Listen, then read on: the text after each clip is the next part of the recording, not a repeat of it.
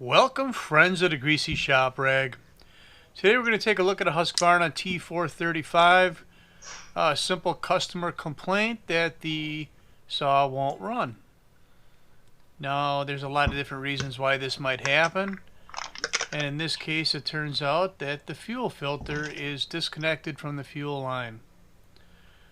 Now, don't be fooled into thinking that this is one of those repairs where you just snake the fuel line out of the tank and put the filter back on. It's not going to work that way. So while I'm digging into this here, what'd you think of that intro? You know, I wanted to create something different. It didn't exactly turn out the way I wanted, but it's pretty close. I might play with it a little bit more here and there. Get a few more files in with a couple more saws to fill in the blanks there, but I kind of went from smallest to biggest with some of the better videos that I had, I guess. So back to our repair. A couple of screws, we got the carburetor off, and we're just going to remove this fuel line because I could see that it was rotten on the end. And there it's all busted up. Now, anytime you see a filter laying in the bottom of the tank, you can assume that it ran long enough to suck some crap up into the carburetor. And that crap is going to be jammed up into micro screen. Now, right there in that shot, you might even want to back it up if you're not sure what I'm talking about. But if you look at the pump diaphragm, you could see that it was really concave, sucked in.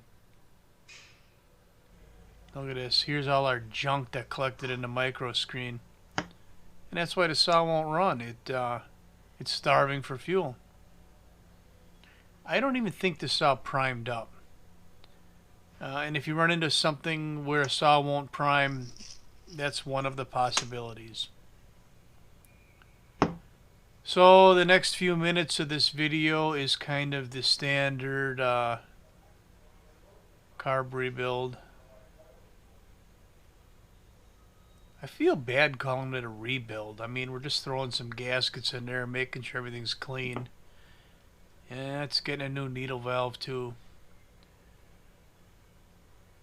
This T435 carburetor is a little bit unlike most of Husqvarna carburetors. The linkage that connects the carburetor to the other air valve is a metal rod that's fixed to both ends. Gripes. So this diaphragm wasn't in that bad a shape.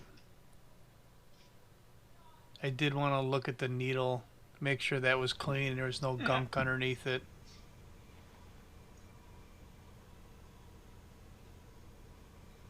And we've got the kit, so we're going to replace all these parts anyway.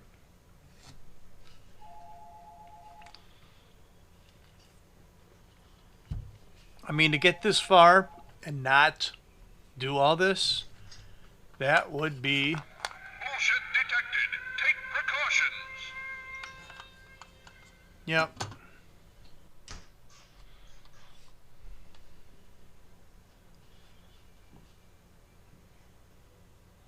So the carb's going to go back together here. And we're going to... we're going to kind of skip along. Not so much that you don't see every step, but some steps take longer than others, and we're just going to clean this up a little bit. No reason you need to watch a 20-minute video of 8 minutes worth of action. So these T435s, there's a bracket that holds that that cover that goes over the metering diaphragm, and there's a bracket that goes on two of the screws, and right there I'm tightening it up. I put some Loctite on the screw.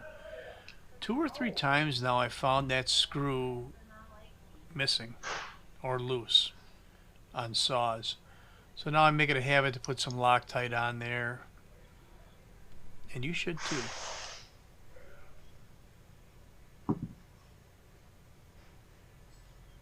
Alright, we got our carburetor slapped back together. Now we're going to put a fuel line in it. The T435 has a rubber grommet that the lines pass through on the top of the tank.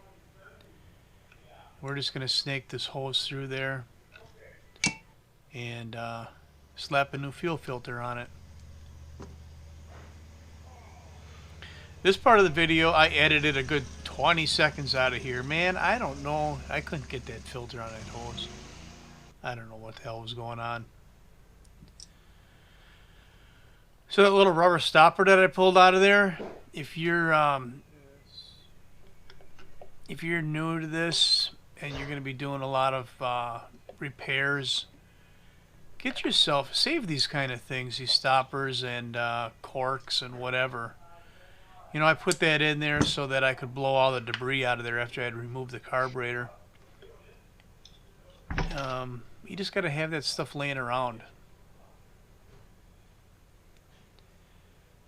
So putting this carb back on, we do have to line the brass fitting for the impulse feed.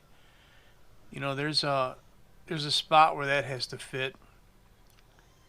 And you got to get the choke lever in the groove there and whatever. It just takes a little finesse to get it to land where it should be. And this air filter holder goes on. And we'll put a couple ugga-duggas on the bolts there to hold the carburetor down.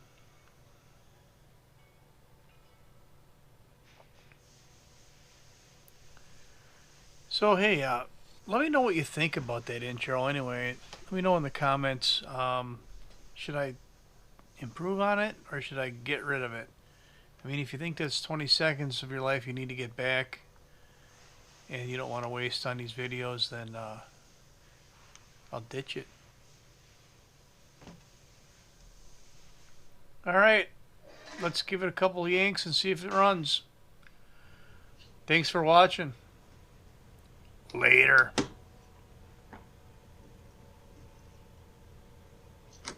Cripes.